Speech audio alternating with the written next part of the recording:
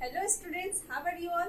तो you are most welcome to my YouTube channel just commerce. तो हमारा जो आज का क्लास है ये बहुत ही ज्यादा इंटरेस्टिंग होने वाला है एंड आपको मैं बता दूं कि ये क्लास जो है वो हमारा सेशन 21 एंड 22 का मतलब सेशन 2021-22 का फर्स्ट क्लास है। ठीक है, ये क्लास 11th का क्लास है एंड आज से हमारा जो है जो न्यू सिलेबस हुआ है सीबीएसई के द्वारा जो न्यू सिलेबस आया है इस पे स्टडी करने वाले हैं। ठीक है, तो आज का हमारा क्लास 11th वाले स्टूडेंट्स के लिए सबसे पहला क्लास है, एकदम बेसिक क्लास। ठीक है, तो आई होप कि आपको आज का क्लास मेरा बहुत ही ज्यादा पसंद आए एंड इफ अगर नहीं पसंद आए तो प्लीज मुझे कमेंट सेक्शन के थ्रू जरूर बताना। ठीक है, तो सबसे पहली बात कि मैं आपको कुछ इंट्रोडक्शन दे देती हूँ। तो सबसे पहले आपने क्लास 10th का एग्जाम दिया एंड सॉरी एग्जाम तो हुआ ही नहीं। तो सबसे पहली बात आपने क्लास 10th का एग्जाम पास आउट किया एंड उसमें आपके कुछ स्टूडेंट्स के अच्छे मार्क्स आए, थोड़े कम हो गए, किसी के थोड़े ज्यादा हो गए, बट डोंट वरी, जो भी हुआ बहुत अच्छा हुआ। ठीक है, तो यहाँ पे हमें समझना ये है कि स्टूडेंट्स को यहाँ पे 3 रास्ते मिलते हैं। ये तीनों रास्तों में से एक को स्टूडेंट्स को चुनना होता है एंड वो 3 रास्ते क्या हैं, तो वो हमारे कॉमर्स है, ठीक है, साइंस है एंड आर्ट्स है। ओके, मतलब कि मैं आपको समझाना ये चाह रही हूँ कि साइंस, कॉमर्स एंड आर्ट्स 3 रास्ते हमें मिलते हैं। जिन स्टूडेंट्स को इंजीनियरिंग, डॉक्टर या साइंटिस्ट ये सब की लाइन में जाना है वो साइंस ले लेते हैं एंड जिन बच्चों को गवर्नमेंट एग्जाम का तैयारी करना है या उनका और भी कोई स्किल पे तैयारी करना है या और भी कोई रास्ते हैं वो जो सोच रखे हैं उस पे उन्हें जाना है तो वो आर्ट्स ले लेते हैं। बट कुछ स्टूडेंट्स जो हैं जिन्हें बैंकिंग लाइन में जाना है, जिन्हें अपना बिजनेस करना है, या फिर कुछ स्टूडेंट्स ऐसे जिन्हें अकाउंटेंट बनना है, कंपनी सेक्रेटरी बनना है, तो ये सारे लोग जो है वो कॉमर्स लेते हैं। आपने भी कुछ यही आपका भी कोई ड्रीम होगा तभी आपने कॉमर्स लिया है एंड आज आप यहाँ मेरे क्लासेस को देख रहे हैं। ठीक है, तो सबसे पहली बात कि कॉमर्स जो आज हम लोग क्लास करने वाले हैं, हम वैसे मैं भी आपको बताना चाहती हूँ कि मैं आपको भी अकाउंट्स पढ़ाने वाली हूँ। ठीक है, अकाउंट्स बताने वाली हूँ। तो आज जो क्लास हम अकाउंट्स स्टार्ट करने वाले हैं इसका हमारे लाइफ में बहुत ही बड़ा रोल है। कैसे बहुत बड़ा रोल है, देखिए एसएसटी हम पढ़ते हैं, एकदम प्रत्यक्ष रूप से पढ़ते हैं, 7, 8, 9 से पूरा मतलब 10 तक पढ़ते हैं एसएससी, जो कि आर्ट्स में है वो चीज। ठीक है, देन हम साइंस भी पढ़ते हैं, एकदम प्रत्यक्ष डायरेक्ट पढ़ाई करते हैं। ठीक है, इसमें कोई ये नहीं है। बट कॉमर्स एक ऐसा चीज है, अकाउंट्स जो हम पढ़ेंगे या कॉमर्स में जितने भी चीज हम पढ़ेंगे इनका हम डायरेक्ट कोर्स नहीं करते या इनका हमें डायरेक्ट सब्जेक्ट नहीं मिलता 10th तक में कि हमें पढ़ाया जाए। ठीक है, बट फिर भी हम कॉमर्स यानी अकाउंट्स जो है वो बचपन से ही पढ़ते आ रहे हैं, बचपन से ही जानते आ रहे हैं। एक अगर बच्चा भी है ना तो वो भी जानता है कि पैसा का क्या वैल्यू है। वो भी बच्चा भी जानता है कि अगर वो शॉपकीपर के पास जा रहा है कुछ परचेस करने तो उसके लिए उसे मनी चाहिए। ठीक है, उसे पैसे देने होंगे तभी उसे कुछ भी चीज रिटर्न में मिलेगा। ठीक है, तो यहाँ पे अभी जो मैं आपको क्लास दूंगी ये हमारा थ्योरिकल क्लास है। ठीक है, ये हमारा सबसे पहला तो चैप्टर 1 है, इंट्रोडक्शन टू अकाउंटिंग। तो आपको जो मैं अभी बताऊंगी ये हमारा बिल्कुल थ्योरी होने वाला है। हो सकता है कि आपको अच्छे से समझ में ना आए या आपको मन भी ना लगे पढ़ने में, बट डोंट वरी, अगर आप कॉमर्स लिए एंड अब स्टार्टिंग में आपको थ्योरी बताया जा रहा है ना तो कोई बात नहीं, ऐसा होता है।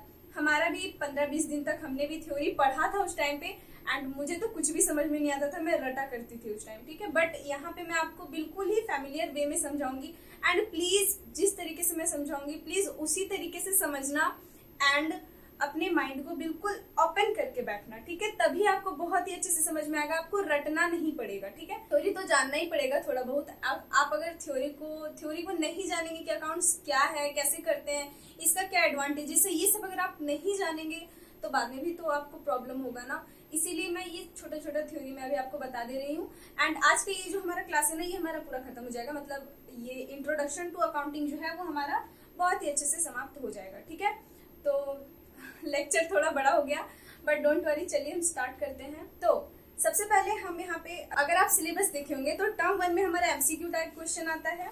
एमसीक्यू टाइप क्वेश्चन को सॉल्व करने के लिए सबसे मेन जो है वो है कॉन्सेप्ट। आपका कॉन्सेप्ट सारा क्लियर होना चाहिए। ठीक है, एंड वन मोर थिंग, आप ये मत सोचना कि इतना लेट से क्लास स्टार्ट हुआ है, अगस्त में स्टार्ट हुआ है, नवंबर या दिसंबर में एग्जाम होने वाले हैं, बट डोंट वरी, टाइम कम है but okay we can do anything, हम कर सकते हैं एंड कभी भी आपको डिमोटिवेट नहीं होना। आपको हर दिन बहुत ही अच्छे से यूटिलाइज करना है टाइम को एंड आपको ये सोच लेना है मन में कि इस बार 100 आउट ऑफ 99 तो लाना ही लाना है, ठीक है।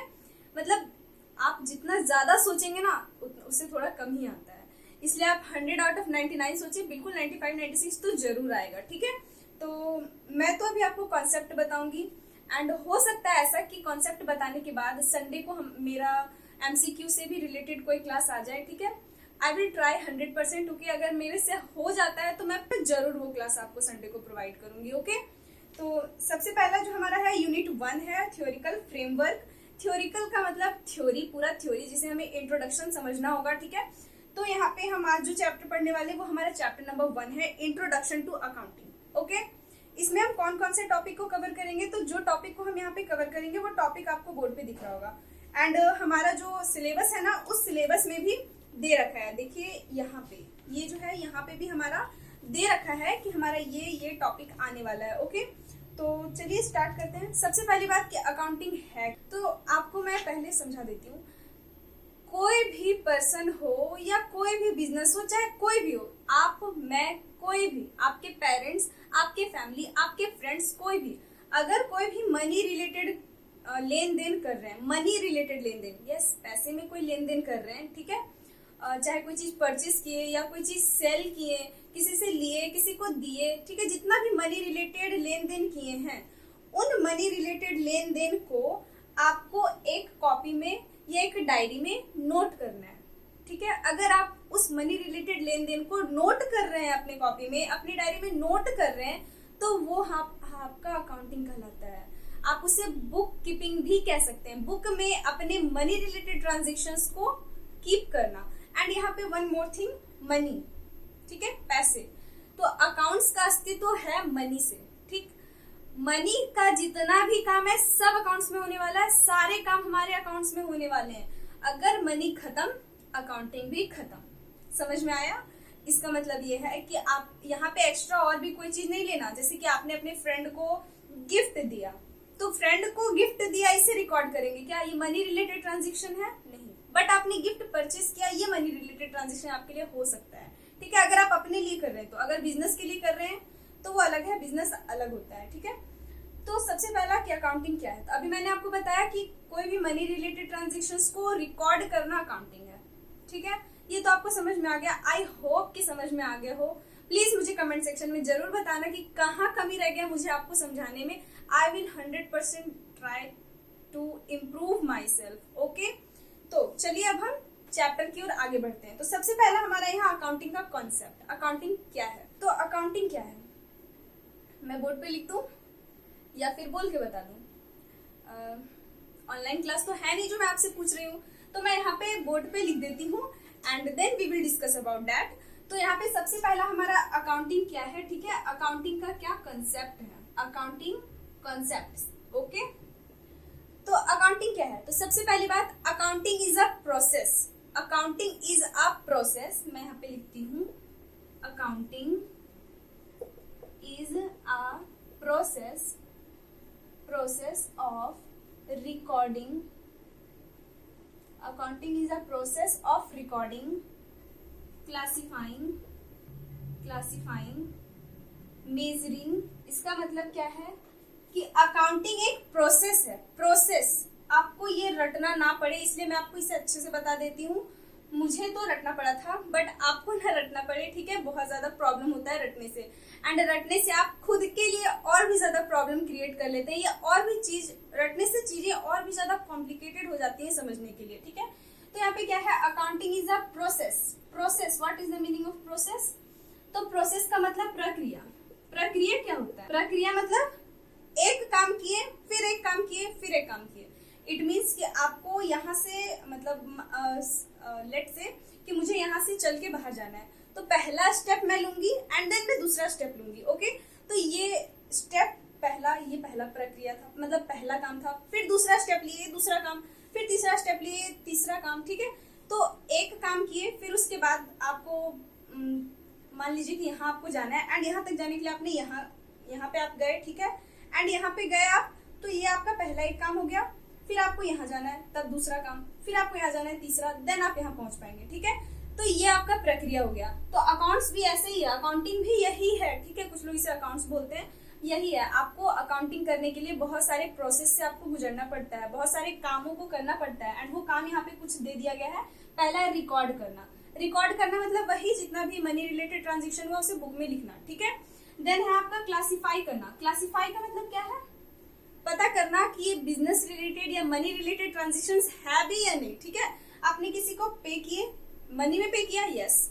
आपने किसी को मतलब मान लीजिए कि मेरे पास ये वॉच है, मैं ये वॉच ही किसी को दे देती हूँ, क्या ये मनी रिलेटेड ट्रांजेक्शन है? नहीं, क्योंकि मैंने मनी नहीं दिया बल्कि मैंने अपना वॉच दे दिया, ठीक है। देन है मेजर करना। क्लासीफाई समझ में आ गया। देन है मेजर करना। मेजर करना क्या होता है, तो मैं आपको बताना चाहती हूँ कि मेजर करने का मतलब होता है मापना, ठीक है। कोई भी चीज को मापना कि उसका मनी वैल्यू कितना है। लेट अगर मैं मेजर कर रही हूँ कि इसका मनी वैल्यू कितना है, तो मेरे ख्याल से इसका मनी वैल्यू 300 रुपीज है, ठीक है। तो मनी वैल्यू मेजर करना, ठीक है। Then communicate. कम्युनिकेट करना मतलब आप रिकॉर्डिंग कर रहे हैं किसी चीज को, क्लासिफाई कर रहे हैं, मेजर कर रहे हैं, क्यों, व्हाई, किसी को बताने के लिए। आप अपने जितने भी खर्चे हैं ना, आप उन्हें नोट करो, ठीक है, रिकॉर्ड करो, क्लासिफाई करो, मेजर करो, एंड फिर उसे जो है वो अपने पेरेंट्स को बताओ, ठीक है। यहाँ पे हो जाएगा। ऐसे अकाउंट्स जो है ना वो बहुत ही ज्यादा प्रैक्टिकल सब्जेक्ट है, बहुत ही ज्यादा प्रैक्टिकल सब्जेक्ट है। आपको ना इसे समझने के लिए खुद को बहुत ज्यादा प्रैक्टिकली सोचना पड़ेगा, एकदम प्रैक्टिकल होके सोचना पड़ेगा, ओके। आपको सोचना होगा मेरा ही बिजनेस है, मैं ही कर रही हूँ, ये वो, मतलब आपको बोले ना बहुत ही इंटरेस्टिंग होने वाला है accounts. And I am 100% sure, अगर आप अच्छे से पढ़ाई करें ना तो आपका अकाउंट्स जो है वो फेवरेट सब्जेक्ट ना हो जाए तो आप बोलना, फेवरेट सब्जेक्ट जरूर होगा। हर कॉमर्स के स्टूडेंट्स का ना अकाउंट्स फेवरेट सब्जेक्ट हो जाता है, पढ़ने वाले बच्चों का। अब जो पढ़ते ही नहीं है उनका मैं बात नहीं कर रही। देन है हमारा कम्युनिकेट करना। कम्युनिकेट किन्हें करेंगे, तो अगर बिजनेस में अकाउंटिंग हो रहा है तो ऑनर को कम्युनिकेट कर सकते हैं, फिर है मैनेजमेंट को कम्युनिकेट कर सकते हैं, एंड में बहुत सारे पर्सन है, ठीक है।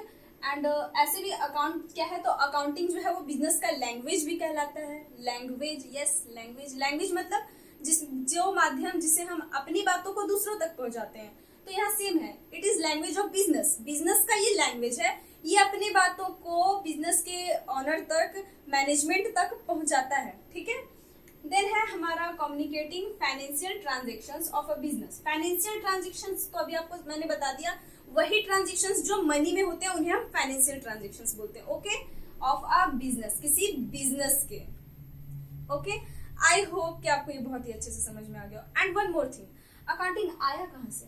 आपका ये एमसीक्यू क्वेश्चन आ रहा है ना, तो एक क्वेश्चन बहुत ज्यादा कॉमन क्वेश्चन है ये कि who is known as father of accounts, who is known as father of accounting. तो मैं आपको बता दूं कि नाम क्या था उनका, फरा लुकास पेशियोली नाम था, ठीक है, फरा लुकास पेशियोली। ये जो है फादर ऑफ अकाउंट्स माने जाते हैं, ठीक है, फादर ऑफ अकाउंट्स या फादर ऑफ अकाउंटिंग या फादर ऑफ बुक कीपिंग भी आप इन्हें बोल सकते हैं। इन्होंने 1494 में, ये इटली के मैथमेटिशियन या फिलोसफर थे, ठीक है। तो ये 1494 में अपना कुछ बुक्स प्रोवाइड किए थे, एंड उसी बुक्स में उन्होंने अकाउंटिंग के बारे में लिखा था। तो अकाउंटिंग का जन्म कहाँ हुआ, इटली में। एंड कब, तो 1494 में। किसने किया, तो फरा लुकास पेसियोली ने, ठीक है। तो ये हमारा शॉर्ट बेसिक 2 या 3 क्वेश्चन तो इसमें होगा ही, ठीक है। तो ये था हमारा अकाउंटिंग का कॉन्सेप्ट। अब हम जो हमारा नेक्स्ट टॉपिक है वो है ऑब्जेक्टिव्स। तो अब हम अकाउंटिंग का ऑब्जेक्टिव्स को समझ लेते हैं, okay. Yes, now we will discuss about objectives of accounting. Accounting का क्या ऑब्जेक्टिव्स है? सबसे पहली बात, ये ऑब्जेक्टिव्स क्या होते हैं? ऑब्जेक्टिव्स, तो ऑब्जेक्टिव का मतलब है कि कोई पर्सन अगर अकाउंटिंग करेगा तो क्यों करेगा, व्हाई, उसका कुछ तो काम होगा तभी वो करेगा। लेट कि मैं आपको ये पढ़ा रही हूँ अगर यहाँ पे यूट्यूब पे, तो मैं क्यों पढ़ा रही हूँ, मेरा क्या उद्देश्य है, तो ये हो गया आपका ऑब्जेक्टिव्स, ठीक है। तो वैसे तो मैं अपना रिवीजन करने के लिए बताती हूँ, ओके। तो ये हमारा हो गया ऑब्जेक्ट्स, ठीक है। उद्देश्य, क्या उद्देश्य, कोई पर्सन या कोई इंस्टीट्यूशन अगर अकाउंटिंग कर रहा है तो उसका क्या उद्देश्य हो सकता है, क्यों कर रहा है वो। तो सबसे पहला यहाँ पे हमारा हो जाता है कि maintenance of record of business transactions, यानी बिजनेस में जितने भी ट्रांजेक्शंस किए जाते हैं इन सभी का रिकॉर्ड रखना, ठीक है।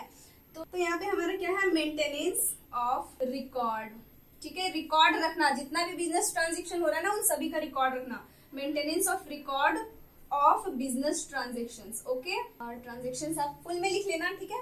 बिजनेस ट्रांजेक्शन्स का रिकॉर्ड रखने के लिए कोई भी बिजनेस जो है या कोई भी इंस्टीट्यूशन जो है वो अकाउंटिंग करेगा, ठीक है।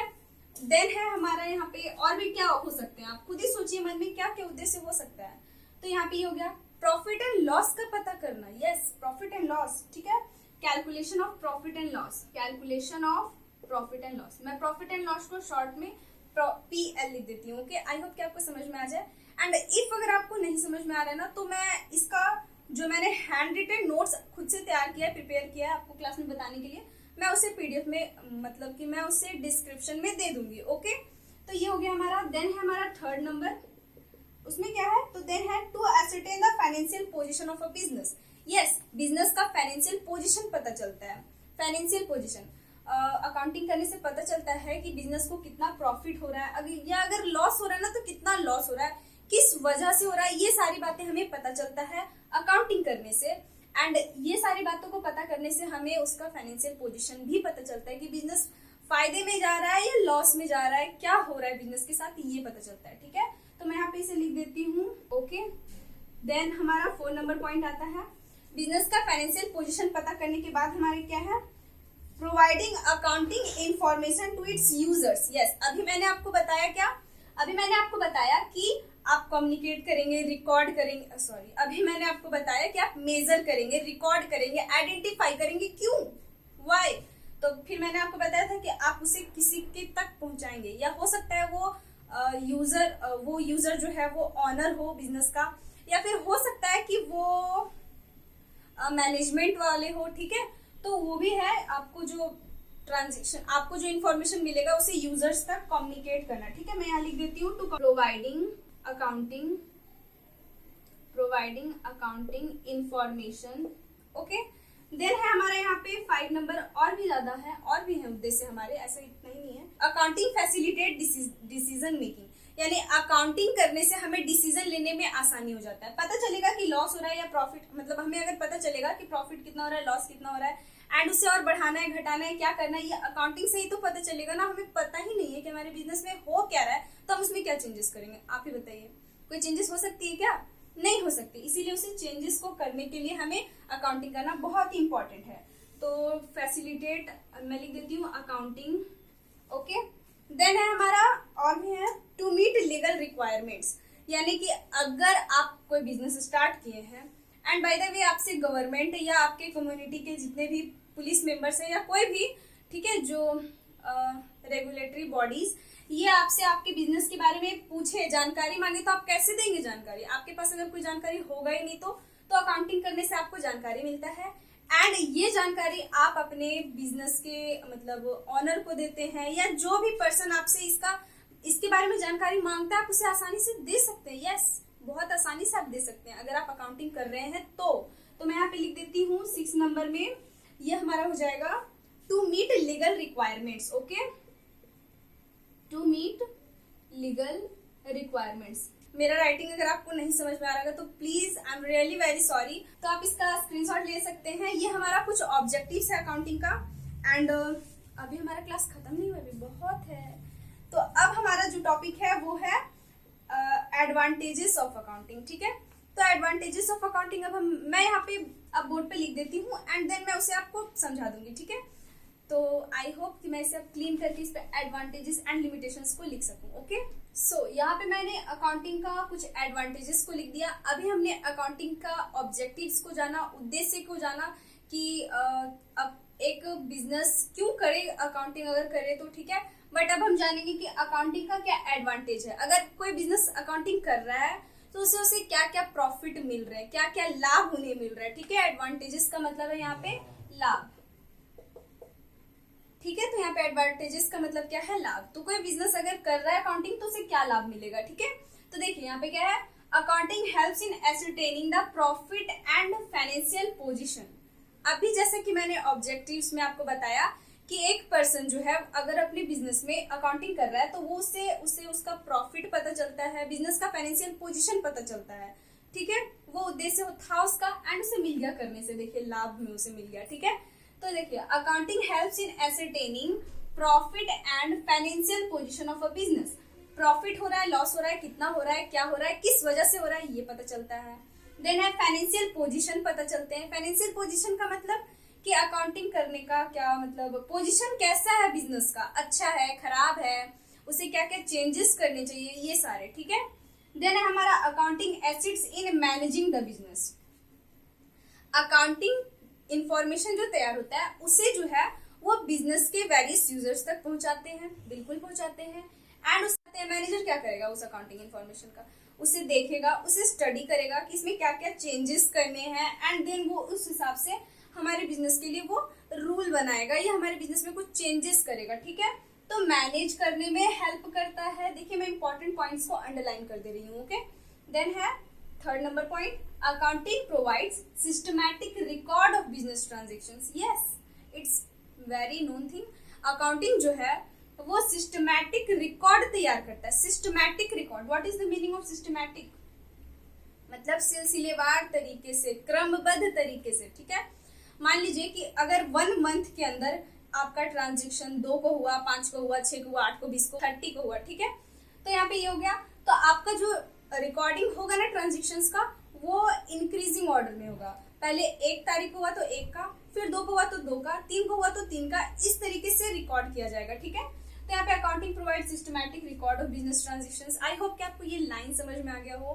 देन है accounting facilitates correct payment of taxes. Correct payment of taxes, अच्छा। अब बहुत सारे मतलब जीएसटी आने के बाद बहुत सारे शॉपकीपर जो हैं, चाहे वो कपड़ा दुकान के हो या कहीं के भी, मतलब कपड़ा दुकान के हो, इलेक्ट्रॉनिक दुकान के हो, यानी इलेक्ट्रॉनिक शॉप हो उनका, या कोई भी जिन्हें जीएसटी प्रोवाइड, मतलब जिन्हें जीएसटी देना है, तो वो क्या करते हैं, एक बीकॉम पास आउट स्टूडेंट को भी रख लेते हैं जीएसटी का कैलकुलेशन करने के लिए, ठीक है। तो जीएसटी का कैलकुलेशन करना हमें बताता है कि किस तरीके से हमें जीएसटी देना है, या कोई भी टैक्स, ओनली जीएसटी का मैं बात नहीं कर रही, कोई भी टाइप का टैक्स हो, अकाउंटिंग में हमें वो सिखाया जाता है टैक्स का। अकाउंटिंग करने से हमें पता चल जाता है कि हमें कितना टैक्स पे करना है, टैक्स, ओके। तो इसका ये भी एक बहुत ही बड़ा एडवांटेज है, बहुत ही अच्छा लाभ है। एंड स्पेशली हम कॉमर्स वाले स्टूडेंट्स के लिए तो ये बहुत अच्छा बेनिफिट है कि हमें अकाउंटिंग ऑफ टैक्सेस भी पढ़ने के लिए मिल रहे हैं। हम जीएसटी का अकाउंटिंग भी पढ़ेंगे, एंड वैट, ये सब जितने भी एक्सपेंस, मतलब जितने भी डायरेक्ट टैक्स, इनडायरेक्ट टैक्स, सारे टैक्सेस का भी अकाउंटिंग हम पढ़ेंगे, ठीक है, ओके। देन हमारा accounting ensures proof in the correct, accounting ensures proof in the court of law. Ensures proof, evidence के रूप में भी काम करता है ये। यस, अगर आपके बिजनेस पे कोई भी मतलब लॉयर हो या कोई भी आपसे पूछ दे कि आपका क्या मतलब फाइनेंशियल पोजीशन क्या है, बताइए हमें, क्या आपका बिजनेस कैसा चल रहा है, आप कितना प्रॉफिट अर्न करते हैं, आप कितना इन्वेस्ट करते हैं, आप हमें बताएं, तो वो कैसे बताएगा, उतना तो याद रखेगा क्या कोई बिजनेसमैन, कोई ऑनर इतना याद रखेगा क्या? नहीं, मैं तो बिल्कुल नहीं याद रखूंगी, मैं तो बिल्कुल करूंगी अकाउंटिंग, ठीक है। एंड अकाउंटिंग करना तो अभी के टाइम में तो हर कोई करेगा, ठीक है, ये तो बहुत इंपॉर्टेंट है। हाँ, तो अकाउंटिंग जो है वो एक एविडेंस के रूप में भी काम करता है, लॉ, ठीक है, कानून के हिसाब से चलता है। Then accounting facilitates competitive study, ठीक है, ये कॉम्पिटिटिव स्टडी बहुत ही अच्छा, ठीक है, हो गया। ये है हमारा advantages of accounting. And now we will discuss about some limitations of accounting. अब देखिए मैं आपको बता दूं कि कोई भी चीज हो, चाहे कोई भी चीज हो, उसमें कुछ ना कुछ कमी तो होता ही है, ठीक है। कोई भी इंसान या कोई भी चीज पूरा परिपूर्ण नहीं बनाया गया है, ठीक है। अगर मैं बता रही हूँ कि मैंने यहाँ पे ये बोर्ड लगाया आपको बताने के लिए, ठीक है, तो ये बोर्ड मेरा हेल्प कर रहा है आपको बताने में, एंड मैं इसमें लिख रही हूँ, आपको बता रही हूँ, बट ये इतना स्पेस भी तो लिया हुआ है। हाँ, अगर आप नेगेटिवली सोचे तो आपको हर चीज का कमी भी दिख जाएगा, बट हमें नेगेटिवली नहीं सोचना चाहिए, पॉजिटिवली ही सोचना चाहिए हर चीज, ठीक है।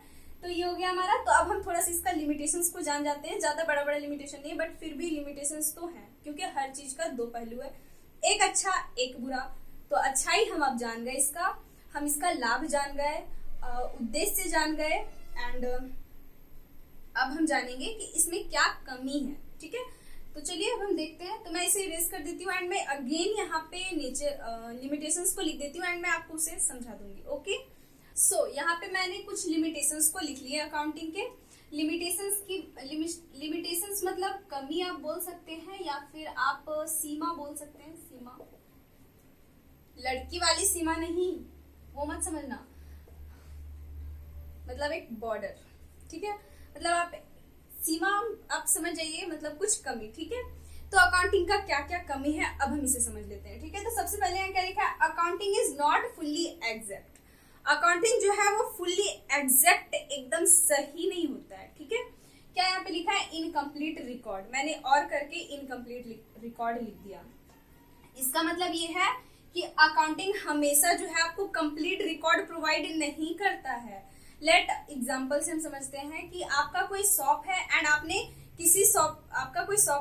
किसी कस्टमर को उधार में बेच दिया। ठीक है, तो आप उन्हें उससे अपनी बुक में रिकॉर्ड तो कर लिया, बट हो सकता है ऐसा कि कस्टमर आपको वो चीज रिकॉर्ड, आपने बुक में रिकॉर्ड तो कर लिया, बट ऐसा हो सकता है कि वो कस्टमर डिसऑनेस्ट हो एंड आपका वो पैसा आपको ना दे एंड फरार हो जाए आपका मनी लेकर के। ठीक है, तो ये क्या है, accounting is not fully exact. तो यहाँ पे प्रॉब्लम क्रिएट होगा आपने, क्योंकि उसे बुक में ऑलरेडी रिकॉर्ड कर लिया है।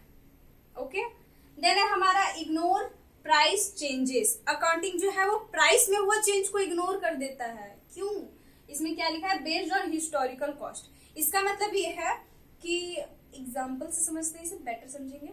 हाँ, तो मान लीजिए आप कि आप या आपके पेरेंट्स जो है वो 2 साल पहले कोई लैंड परचेज किए थे। ठीक है, तो लैंड का कीमत तो ऐसे समय के साथ साथ बढ़ता ही जा रहा है ना, बढ़ता है। तो मान लेते हैं कि आपका जो फैमिली है या आपके पेरेंट जो है वो एक लैंड परचेज किए हैं।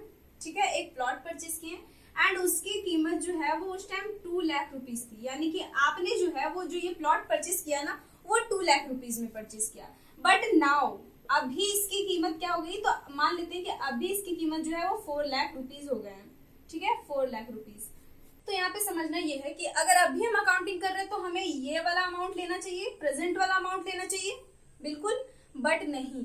अकाउंटिंग का यही एक सबसे बड़ा मतलब बोल सकते हैं कि हिस्टोरिकल कॉस्ट पे ही किया जाता है। अगर आप अभी भी अकाउंटिंग कर रहे हैं ना तो आप इसी कॉस्ट पे लीजिएगा, 2 लाख ही आपको लेना पड़ेगा। क्यों, क्योंकि ये रूल है कि आपको प्राइस में हुआ चेंज को कुछ नहीं करना। आपने जितना में परचेज किया था, आपने जितना कॉस्ट लगाया था, आपको वही लिखना है। ठीक है, वही मैंने यहाँ पे लिखा है, based on historical cost. Okay, then है यहाँ पे based on accounting concept and conventions. It means कि अकाउंटिंग का अपना एक कॉन्सेप्ट है, इसका अपना रूल है, अपना रेगुलेशंस है, हमें उन्हें फॉलो करते हुए अकाउंटिंग करना है। अगर आप खुद से कुछ चेंजेस करना चाहते हैं तो ऐसा नहीं होगा। ठीक है, देन है omission of qualitative information. Qualitative information, qualitative मतलब क्वालिटी। ठीक है, ओमिशन ऑफ क्वालिटेटिव इंफॉर्मेशन, इसका मतलब कि क्वालिटी, अकाउंटिंग से हमें क्वांटिटी के बारे में पता चलता है, क्वालिटी के बारे में पता नहीं चलता है। ठीक है, आपने 2 लाख का परचेस किया, 3 लाख का परचेस किया, 4 लाख का परचेस किया, ये आपको क्वांटिटी बता रहा है कि आपने कितना का परचेस किया, बट आपको ये नहीं बता रहा कि उसका क्या क्वालिटी है। Is it good for the business, it is bad for the business, ये सारी बातें ये नहीं बताता है। ठीक है, क्वालिटेटिव इंफॉर्मेशन ये नहीं देता है। ठीक है, देन है affected by window dressing. What is window dressing, तो देखिए आप मार्केट जाते हैं, हम सबको ही जाते हैं मार्केट, एंड मार्केट जाते हुए हम देखते हैं कि कुछ मॉल्स हो गए बड़े बड़े, या फिर कोई शॉप हो गए, कोई भी शॉप, वो अपने दुकान के बाहर, अपने शॉप के बाहर कुछ चीजें एडवर्टाइज करने के लिए लगा देते हैं। ठीक है, अगर आप ग्रोसरी दुकान पे गए, बाहर में कुरकुरे वगैरह लटका हुआ मिलता है हमें। ठीक है, एंड अगर आप ड्रेस के दुकान पे गए, कपड़ा दुकान में गए, तो आपको बाहर में स्टैचू मिलेगा, मस्त मॉडर्न सा ड्रेस पहना हुआ स्टैचू। ठीक है, जिसे देख के लगता है कि वहाँ बहुत अच्छा कपड़ा मिलेगा, एंड हम वहाँ चले जाते हैं। एग्जैक्टली हमें इसीलिए वो सब वहां लगाया जाता है कि वो हमें यानी कस्टमर को अपनी ओर आकर्षित कर सके, एंड वो आकर्षित हो जाते हैं कस्टमर एंड वहां चले जाते हैं। ठीक है, तो यहाँ पे कुछ विंडो ड्रेसिंग का मतलब यही है, विंडो मतलब खिड़की एंड ड्रेसिंग तो समझ में आता ही होगा।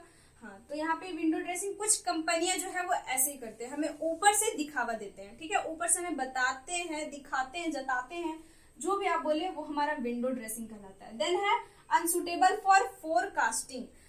अकाउंटिंग से आप फोरकास्ट नहीं कर सकते। ठीक है, आप अभी क्या हो रहा है, आप अभी का अकाउंटिंग कर सकते हैं, पता कर सकते हैं, बट आप फ्यूचर में क्या प्राइस चेंज होने वाला है, फ्यूचर में क्या चेंजेस आने वाले, ये आप नहीं बता सकते। ओके, तो ये कुछ लिमिटेशंस था। नेक्स्ट टॉपिक हमारा है, मतलब नेक्स्ट जो पॉइंट हमें पढ़ना है इस चैप्टर में, अकाउंटिंग इंट्रोडक्शन टू अकाउंटिंग में, वो है qualitative characteristics of accounting information. Accounting information का कुछ qualitative characteristic.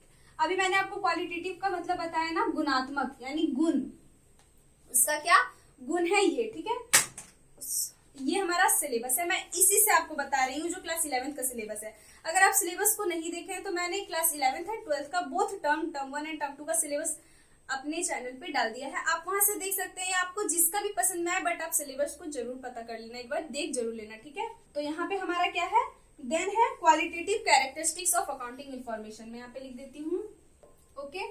Qualitative characteristics of accounting information, इसका मतलब ये है कि क्या गुण है अकाउंटिंग इन्फॉर्मेशन का, गुणात्मक कैरेक्टरिस्टिक्स, ठीक है। तो देखिए ये हमारा कौन कौन सा होता है, तो ये रिलायबिलिटी, रिलायबल होना चाहिए इसका, ठीक है। रिलायबल का मतलब विश्वसनीय, मतलब ऐसा जिसपे आप विश्वास कर सको। एंड विश्वास किस पे करेंगे, जो आपको गलत ना बताता हो, जो आपके साथ कोई गलती ना करे। अगर आप कोई पर्सन ही है, अगर मैं ही हूँ एंड आप मेरे पे विश्वास करेंगे जब मैं आपको सही कॉन्सेप्ट बताऊंगी, मैं आपको सही से पढ़ाऊंगी, then you will trust at me. But अभी तो कोई नहीं करता। देन है, ठीक है, ये हो गया हमारा। एंड यहाँ पे हो गया रिलायबिलिटी, इट इज एल, ये एल है, ठीक है। हाँ, तो सबसे पहला है रिलायबिलिटी, जिसे हम बोलते हैं विश्वसनीयता, यानी जिसमें विश्वास रख सकें। तो अकाउंटिंग इन्फॉर्मेशन का ये है कि ये रिलायबल होना चाहिए, मतलब ये रिलायबल होना चाहिए, इसका क्वालिटेटिव बात है, ठीक है, क्वालिटेटिव कैरेक्टरिस्टिक है। रिलायबल कब होगा, जब इसमें कोई एरर ना हो, इसमें कोई ओमिशन ना हो, एंड इसमें कोई गलती ना हो, ठीक है, मतलब ये कोई किसी तरह से इसमें कोई कमी ना हो, तब ये रिलायबल होगा, ठीक है। देन हमारा जो सेकंड नंबर पॉइंट है वो हमारा है रिलेवेंस। रिलेवेंस का मतलब क्या होता है, what is the meaning of relevance.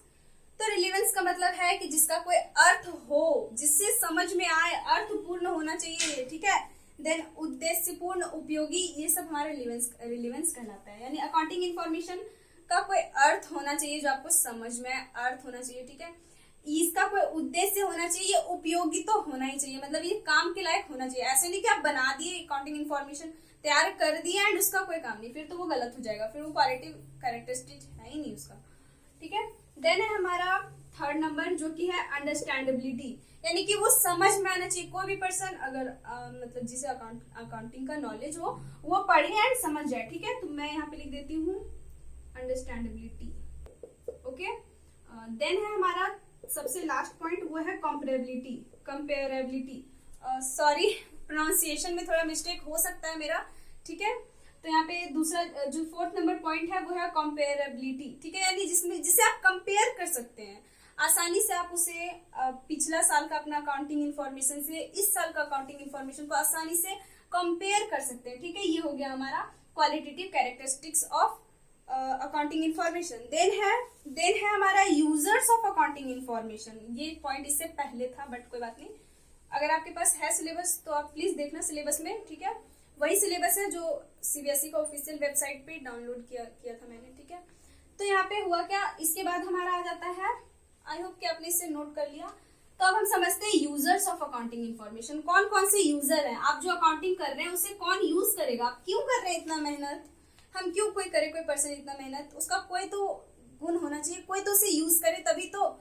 यहाँ पे यूजर जो है ना वो 2 टाइप से होते हैं, एक बिजनेस के अंदर का यूजर होगा एंड एक बिजनेस के बाहर का यूजर होगा, ठीक है। तो हम पहले इसे समझते हैं। अंदर के यूजर को हम बोलते हैं इंटरनल यूजर्स, एंड बाहर के यूजर्स को बोलते हैं एक्सटर्नल यूजर्स। अब आप खुद ही बताइए कि बिजनेस के अंदर कौन कौन से पर्सन रहते हैं एंड बिजनेस के बाहर के कौन कौन से पर्सन है, ये तो बिल्कुल आपको पता होगा। तो इंटरनल यूजर में आपका ऑनर हो सकता है या नहीं, बताइए आप। ऑनर बिल्कुल हो सकता है, इंटरनल या ऑनर, ठीक है। देन आपका मैनेजमेंट हो सकता है, मैनेजमेंट जो मैनेज करे, ठीक है। देन थर्ड नंबर में आपका जो एम्प्लॉयज होंगे, वर्कर्स होंगे, वो भी होंगे इंटरनल यूजर्स में, वो बिजनेस के अंदर के पर्सन है, ठीक है। तो मैं यहाँ पे लिख देती हूँ वर्कर्स या फिर एम्प्लॉयज, ओके। ये हो गए, ओके। तो ये हो गए हमारे। अब एक्सटर्नल यूजर्स में कौन हो सकते हैं, तो एक्सटर्नल यूजर्स में आपके इन्वेस्टर्स हो सकते हैं, जो आपके बिजनेस में मनी इन्वेस्ट करे। देन आपका 1 नंबर है ये। देन हो सकता है कि आप किसी से लोन लेने गए, आप मान लीजिए बैंक से ही लोन लेने गए, तो वो आपका अकाउंटिंग इन्फॉर्मेशन पहले देखेगा कि आपका वित्तीय पोजीशन कैसा है, आपका बिजनेस लोन पे करने लायक है भी या नहीं, उतना एसेट्स है जितना आप लोन ले रहे हैं उससे ज्यादा ही देखता है, ठीक है। तो ये हो गया आपका बैंक हो जाएगा यहाँ पे आपका बैंक। या फिर अदर फाइनेंशियल इंस्टीट्यूशन जिससे जो भी लोन वगैरह प्रोवाइड करता है वो, ठीक है, आप लिख लेना। देन हो सकता है कि आप कोई उधार गुड्स परचेस किए हैं, तो उधार जो आपने गुड्स परचेस किया वो भी आपको उधारी, देख लीजिए एक बार, कोई भी पर्सन हो आपको मनी तभी उधार में देगा या तभी आपको कोई अमाउंट देगा जब उसको विश्वास हो कि आप उसे पे कर देंगे। एंड अगर आप पे नहीं भी कर पाए तो आपके पास इतने एसेट्स है कि उससे वो अपना मनी जो है वो निकाल ले, तभी कोई पर्सन देता है, ठीक है। इसलिए वो सभी आपका जो अकाउंटिंग इन्फॉर्मेशन है उसका यूज करेगा, देखेगा, पहले जानेगा कि हाँ है आपके पास इतने एसेट्स, आप इतना कर सकते हैं, तभी आपको देगा, ठीक है। तो वो हमारे क्रेडिटर्स कहलाते हैं, जिससे भी आप उधार ले रहे हैं या जिससे आपको पैसा देना होगा वो आपके क्रेडिटर होंगे। 4 नंबर, क्रेडिटर एंड सप्लायर भी आप इसे बोल सकते हैं, ठीक है।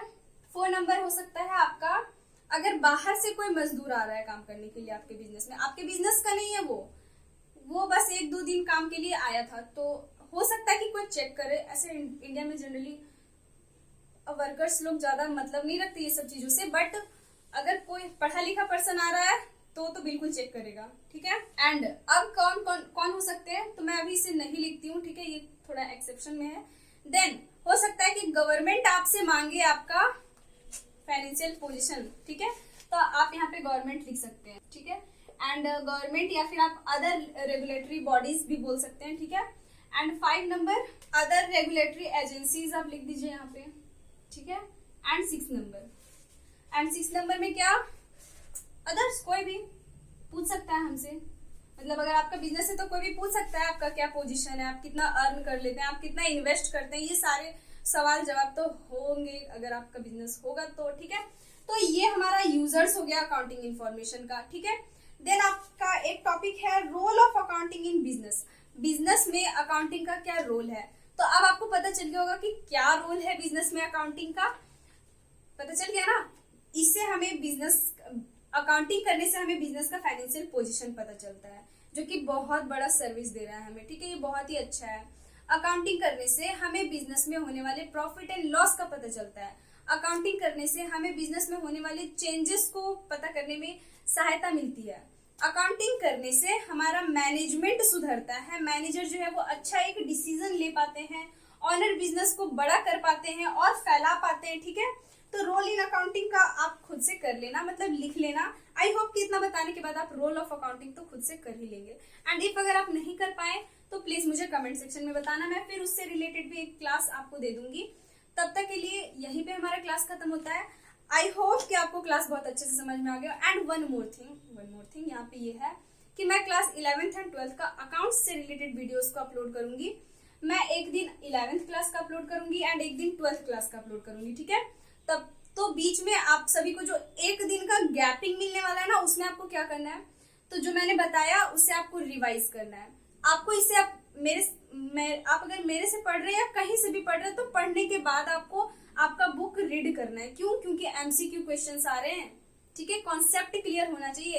एंड अगर कोई भी चीज आप किसी और से पढ़ने के बाद खुद से सेल्फ स्टडी करते हैं ना, तो एकदम पावर बूस्ट हो जाता है, आप बहुत अच्छे से समझ पाते हैं, ठीक है। तो आई होप मैं आपको बहुत अच्छे से समझा पाई। एंड कहीं पे भी अगर मेरा कोई कमी रह गया हो आपको बताने में, एंड इफ अगर आपको नहीं समझ में आया तो प्लीज मुझे कमेंट सेक्शन के थ्रू जरूर बताना। एंड अगर आपको ये क्लास अच्छा लगा हो तो शेयर कर देना एंड सब्सक्राइब करना मैं नहीं बोलूंगी, क्योंकि जिसे जरूरत है वो खुद ही कर लेते हैं सब्सक्राइब, ठीक है। तब तक के लिए बाय बाय एंड पढ़ते रहिए।